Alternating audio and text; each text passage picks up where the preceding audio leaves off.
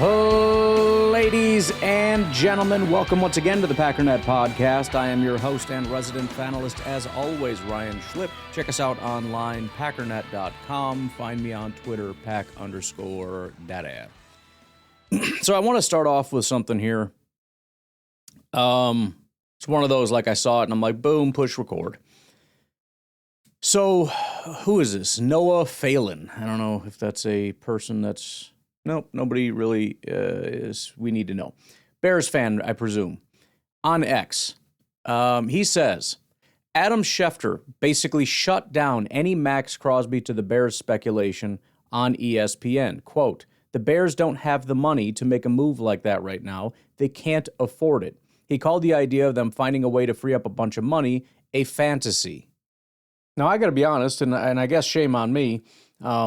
I've been saying, we'll look at the NFC North and whatnot a little bit later and whatever, at least as far as more in depth we've been trying to keep track. But I haven't really looked at their salary cap situations. And so I was a little bit surprised to hear him say that. And by the way, whether he's talking about salary cap or not is debatable. We'll get to that. But it prompted me to go look and be like, well, how bad could it possibly be? They probably have, I was actually surprised to hear that we had almost the most in the, NFC or something. I think the most in the NFC North for sure. And we don't have a ton. I mean, teams have like $100 million worth of salary cap. I know a lot of that gets spent at this point, but I was kind of surprised to hear that $30 million, or, we have like $25 million now, was actually that much. But anyways, I'm like, let's just go look at what the Bears have. Because they don't have that many people that are worth much. They have right now $2 million in cap space. Not only at this moment do they not have the cap space for Max Crosby, they don't have enough cap space, period. They have to, if they want to do zero other things, they have to find more cap space. To give you an idea of where all this cap space is going, they have 10 players but their cap hits are $10 million and above. That in and of itself is crazy. They have nearly 5 players making $20 million and above. Jonah Jackson, hilariously not a very good guard, is making 19.5. Again, cap hit 19.5. So right at about the 20 mark. Dayo Odangbo, $21 million. Yes, really. What? This is the most mediocre, not very good player at defensive tackle. I mean, he's never been that good. There's nothing of interest with this guy. What in the world would prompt you to pay him $21 million? Or be in a situation where you're going to be in a cap hit of $21 million? What are you doing? He's 6'6", 286. So you assume, okay, he's a pass rusher. 57 pass rush grade, 5% pressure rate, and 1 sack. He had 1 year with double-digit sacks back in 2023, where he had 12. Came out of absolutely nowhere, especially considering his pressure rate was dog crap. So basically, anytime he got near the quarterback, he just happened to bring him down. It was a complete and utter fluke. In fact, in his other 4 years, he has 12 sacks combined. If you look at Jonah Jackson, and by the way, he had probably the best year of his entire career last year, which should tell you something when you talk about why would you pay him prior to him even being this good. You know where he ranked as a pass blocker via his pass blocking grade? 28th. Dude's making... He has a cap hit of $20 million this year? For what, dude? Then you got Joe Thuney, who is at 21.5. Okay, not really going to complain about that. Jalen Johnson is at $25 million. This one cracks me up. This is a classic example of this guy was good once, and now we just assume he's good all the time. Dude had coverage grades of 56, 60, and 65. Then in 2023, it shoots up to a 90. Just dominates everybody. He had 4 interceptions, which he only had 1 coming in to that season. So he's not really a big interception guy, but he had a lot that year. And so he ends up getting a massive contract. 2024, his 90 PFF grade goes down to a 74. As I said it would. It was going to come back down. Probably not back down to a 60, but it would come back down. 2025, he's injured, plays a half a year, and in that half a year, he has a 60 coverage grade. He's back to his 2021 form. So he's getting $25 million. And then you have Montez Sweat at $25.085 million. Sweat's fine. He's 30 years old. He had an 8.5% pressure rate, which is not super good.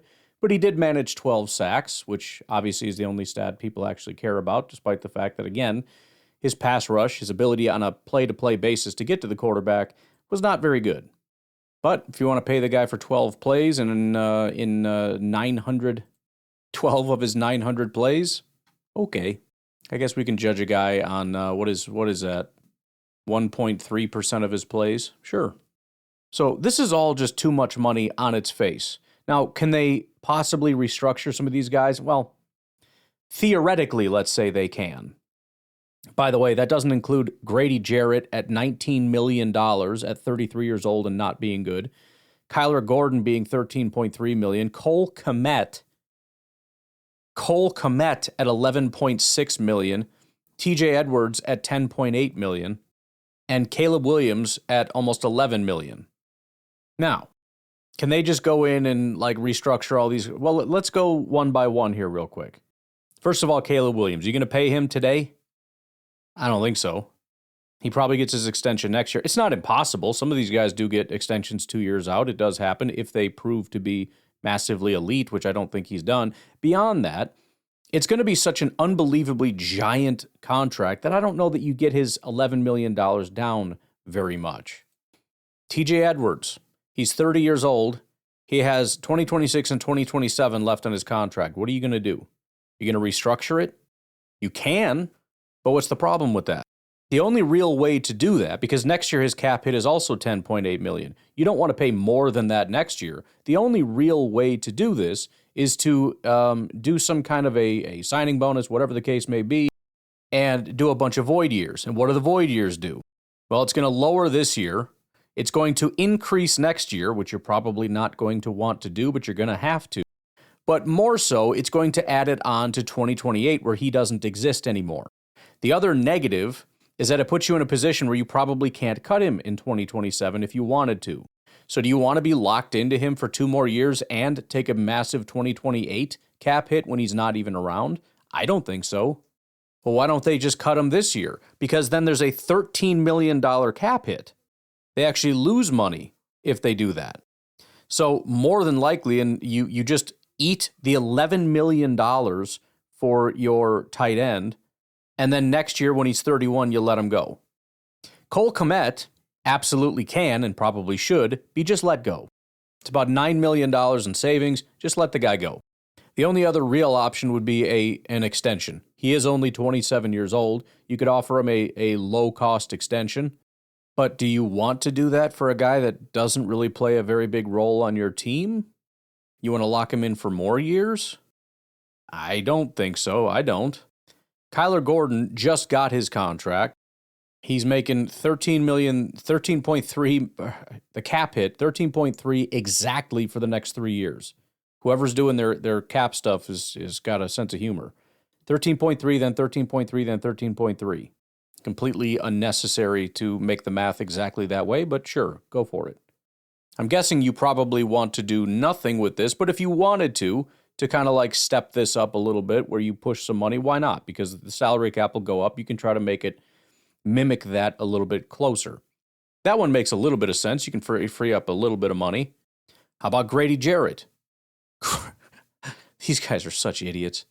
Grady Jarrett, who was not a good signing to begin with at defensive tackle, not a very good football player anymore. I don't know why they signed him. He got a 3-year, $43 million contract. The cap hit in the year one was only $7 million, meaning there's quite a bit more in the coming years. This year is a $19 million cap hit for this guy.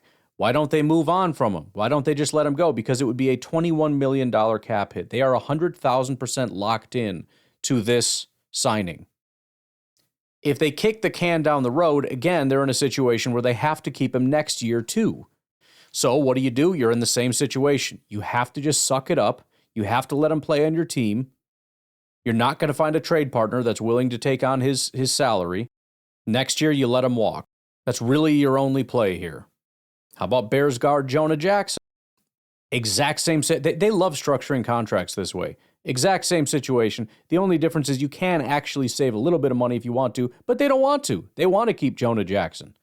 So the only real option you do have is if you wanted to restructure this and kick some of the money to next year. Next year, he's making just $17 million. That's probably the better thing to do because you'd rather pay less today and more tomorrow because you're going to have a higher salary. So as a percentage, you keep the percentages about even.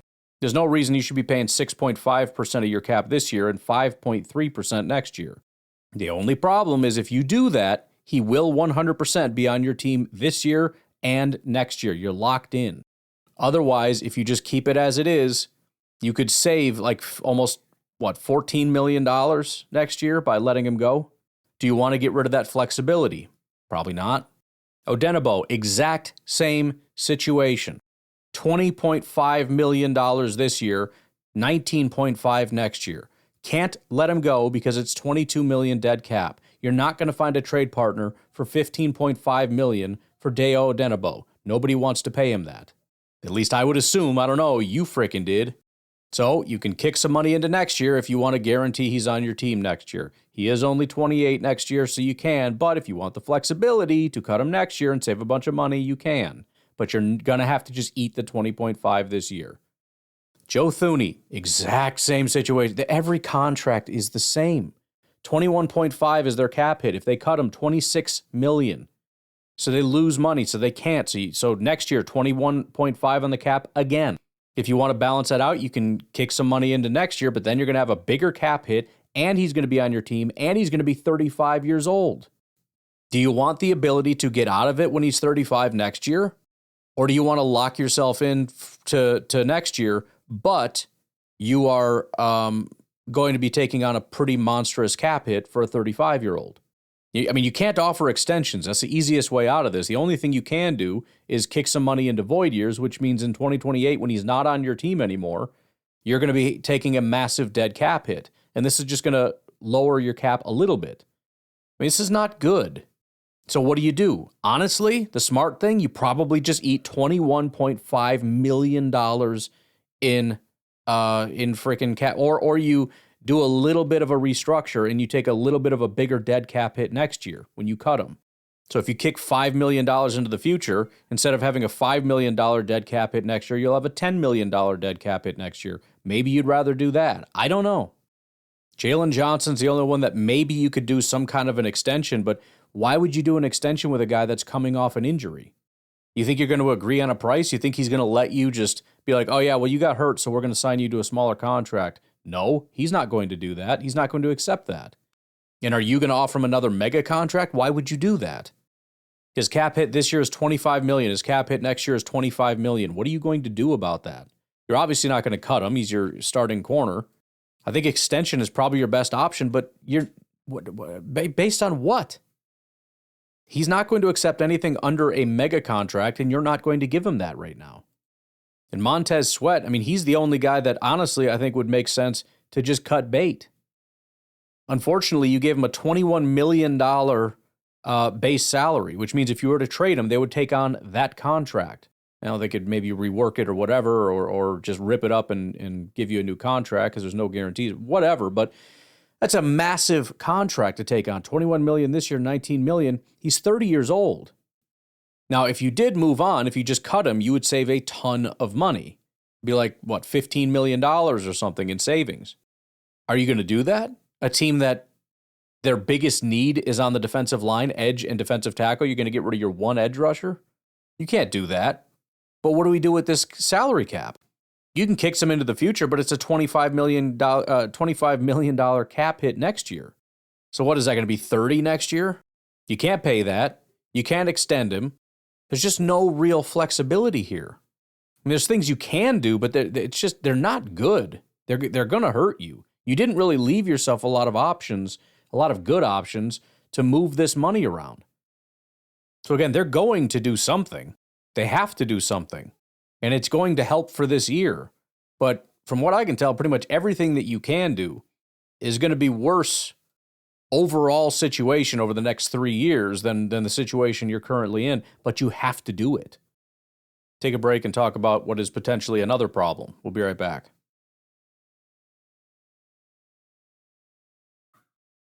So, again, I want to go back to look at what the quote was here. The Bears don't have the money to make a move like that right now. They can't afford it. He called the idea of them finding a way to free up a bunch of money a fantasy. So, I mean, it seems kind of straightforward what they're talking about, but there is some speculation here. Are they talking about salary cap or are they talking about cash in the bank? Here's the problem, because it is kind of interesting because he says they don't have the money to make a move like that right now. They can't afford it. That could be either. But then he goes on to say the idea of them finding a way to free up a bunch of money is a fantasy. You would think when he's talking about finding ways to free up money, he's talking about the salary cap. And I think he kind of is. However, why can't they find ways to free up money? Of course they can. There's all kinds of ways to free up money with these contracts. Whether they're desirable or not is beyond the point. You can restructure all. I mean, you got Bears fans in the car. They could free up $50 million. Well, technically, yeah. Pretty much any team can if you're just a complete idiot. But what do you have to do if you want to either extend somebody or restructure somebody? In every case, how do you push money out? You have to give them cash. Let's not forget that they have spent massive sums of money to buy that land out in Illinois. They have spent all kinds of money on lawyers and everything else. They've spent money prospecting out in Indiana and all this kind of stuff. They may have a major move coming up that they've promised to self-fund. I don't think you can go spending the money that you promised to invest in something else. I'm not saying I know. I'm saying it's entirely possible. In fact, this isn't really an unusual thing. The Raiders were in this exact same situation several years ago where they literally just didn't have cash. I think it was the Raiders. They didn't have cash. And that was the first time I'd ever heard that before. They had cap space, but they didn't have money to actually pay for things. And this has been speculated for some time now, and I don't know, again, I'm not seeing a lot of evidence necessarily, but it's people talk about it as though it's kind of a known thing. You've got a Bears fan here, host of the podcast Sports Crunch, whatever, NFL thing. He says the Bears have a cash shortage right now. The best way out of it is for the McCaskies to sell a small share of the team to create more liquid assets, but sadly they're too stubborn and too naive to do so. There's another just fan, Chicago Bears fan. I keep saying it, the Bears are cash strapped. They just don't have the cash to pay players. We have to come to the realization that our first 4 picks better be well above average starters, or we will have to hope our offense can score 40-plus points per game. Andrew Freeman is a writer for the Bear Report at 24/7 Sports. He says, while I generally like what the Bears have done this offseason, this definitely feels like a team making moves to get around a cash-poor owner who knows there are some big extensions and a new stadium coming down the road and is holding tight to the purse. Cody, another Bears fan, the Bears having cash flow issues is a joke. Charter franchise, and they don't even have liquid available to spend with other charter franchises. Get that broke person out of there. Leave it at that. But there's more than just that level of speculation that's been going on out there. Again, this is all new to me. I'm kind of just coming into this. Oh, my freaking grill is getting a little hot. Give me a second. I was all proud of myself. It was holding steady at 225. I look over, it's at 260. It's like, crumbs. What was I talking about? So I haven't been in with it. I've caught, we've talked about Bears and, they cut this guy. They signed this guy, blah, blah, blah, whatever. Minor stuff. I haven't been in the Bears, Vikings, and Lions news circles, whatever. I need to be because, laughing at the enemy is fun. But suddenly, this is just a thing that apparently everybody knew but me.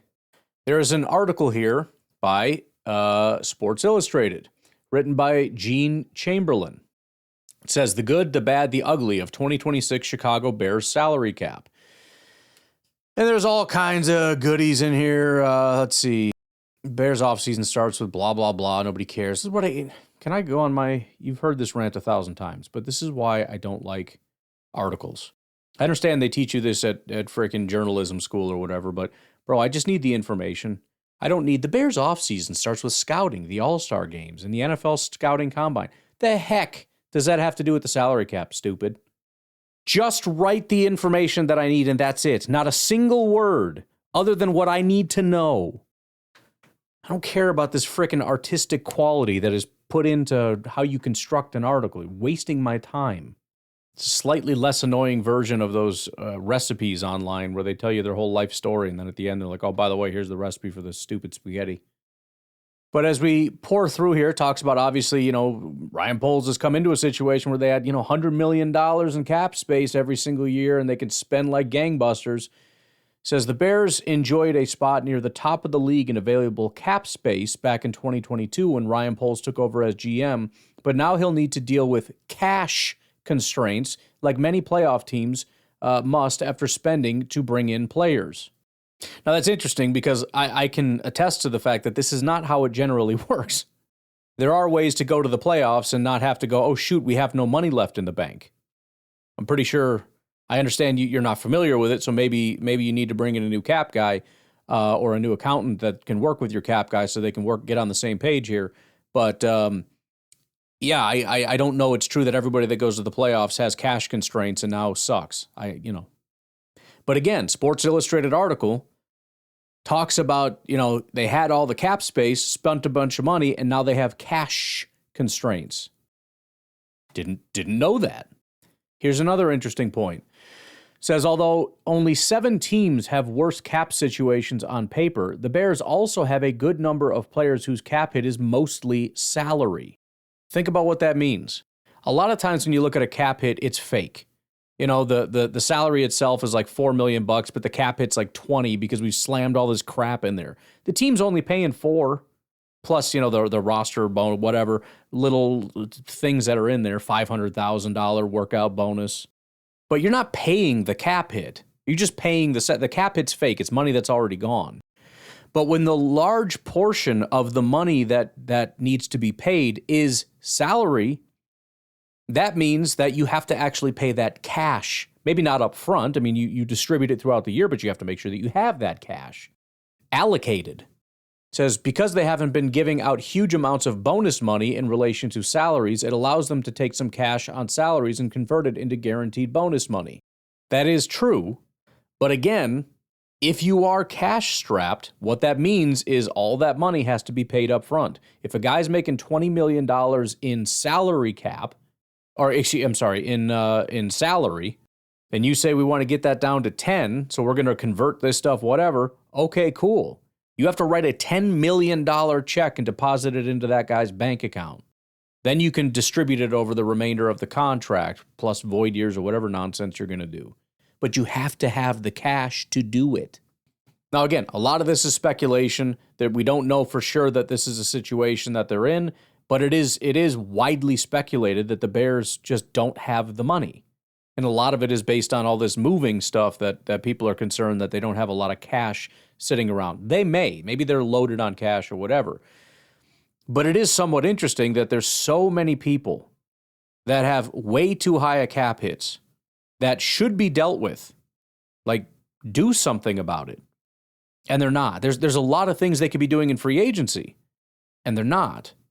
Forget Max Crosby, because Max Crosby would require, let's say, Montez Sweat. We're going to do, you'd have to do Sweat, Johnson, and Thuney or something, like all together, reworking their contracts just to free up enough money. You'd have to put cash directly into their bank accounts, and then you'd have to bring in Max Crosby and pay him a bunch of money up front. Because think about it, when you talk about bringing on a guy, he has a big salary, first of all, but there's also a signing bonus. There's a massive upfront cost when you're talking about these guys.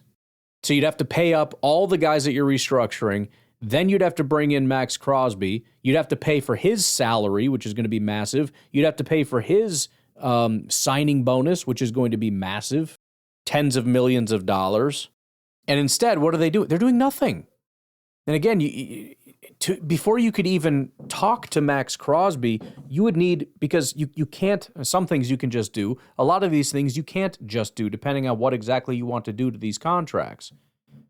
You can't just force a guy to take an extension. So you have to have these conversations and you have to actually get that done with. You have to actually have the money available. You can't say, okay, Max Crosby's ours now and trade for him until the cap space is available. The NFL will not allow you to do it. You don't have the money to bring him in. And right now they have the money to bring in basically nobody. So I'm sure they're working with their players and they're trying to maneuver some things around, and I'll be very interested to see what exactly those things are. But they are not in a good spot. They are overpaying just about everybody. Montez Sweat, in my estimation, that's too high. Jalen Johnson, that's fairly high. Thuney, 20 million, okay, fine, whatever. I mean, he's in the final years of his deal, whatever. Odenigbo is psycho. This is some mid-level, like mediocre defensive tackle. He should not be in the conversation of $20 million against the cap. Jonah Jackson, way too high. That guy is, again, a mid so-so, more so run blocker than pass blocker. $20 million is stupid. Grady Jarrett at almost $20 million is insane. Maybe 3, 4, 5 years ago. Today, that's stupid. Cole Kmet at $12 million is stupid. The guy doesn't even hardly serve a purpose on your team anymore.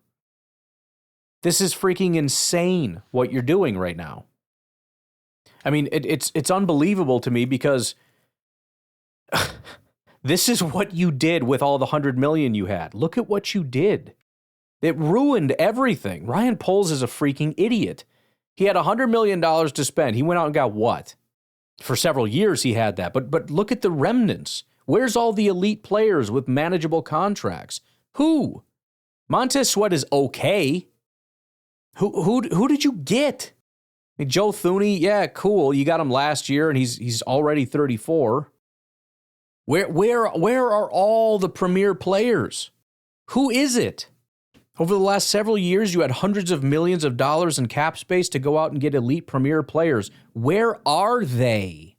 I can't find one. Again, I'll give you Joe Thuney. He's pretty solid. As a freaking guard. Cool. Anything else? And by the way, what if we look at guys under 30? Jalen Johnson's probably your best under 30 guy. $25 million? That's a heck of a premium, but okay. And you don't even have your quarterback paid. That's always going to be the big one, you know? What are you going to do when your quarterback has a $40 million cap hit? Which, by the way, the Packers have. Jordan Love's cap hit is $36 million because he's got the big cap hit. We still have $25 million in cap space left because we don't have one other person of 20 plus million on the entire team, including Micah Parsons, including Zach freaking Tom, including Xavier McKinney, who somehow is at $9.8 million. I mean, I know we just moved some money around, but the dude's not even at $10 million. He's better than any DB on your freaking team. And you got 2 DBs making more money than that, or costing you more money than that. The Lions are paying nearly $40 million for Jared Goff. They're paying $33 million for Amon-Ra St. Brown. They have $42 million in cap space right now. What are you guys doing? I don't even know where the money is. Where did it go?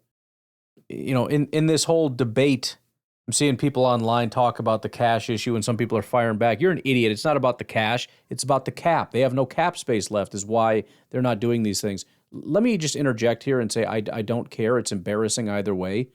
Why are you out of cap space? Why in the world are you not able to compete in the free agent market? Why are you not able to reach out to Max Crosby? Can you explain this to me? Oh, because we're paying Deo Odenigbo $20 million a year. Wow. Wow. This is the most idiotic franchise. And again, you are so lucky. I should say you're so fortunate that you were so lucky this past year with all these massive comebacks. These massive, unsustainable comebacks last year that, by the way, Bears fans, you know you've been on the other side of that, where you just keep losing all of these like last-minute things every single time, and it's super annoying or whatever. And it's like, okay, but it's not going to happen next year because it was fluky. And it's true, it didn't happen next year because it's fluky. If it wasn't for all these last-minute comebacks that eked you into the freaking playoffs to once again beat a completely disgruntled, nothing left in the tank Packers team that, again, required a last-second comeback. If it wasn't for that, you would be nothing but a shocking embarrassment. Nothing you have done, nothing is good. You brought in a coach that seems talented.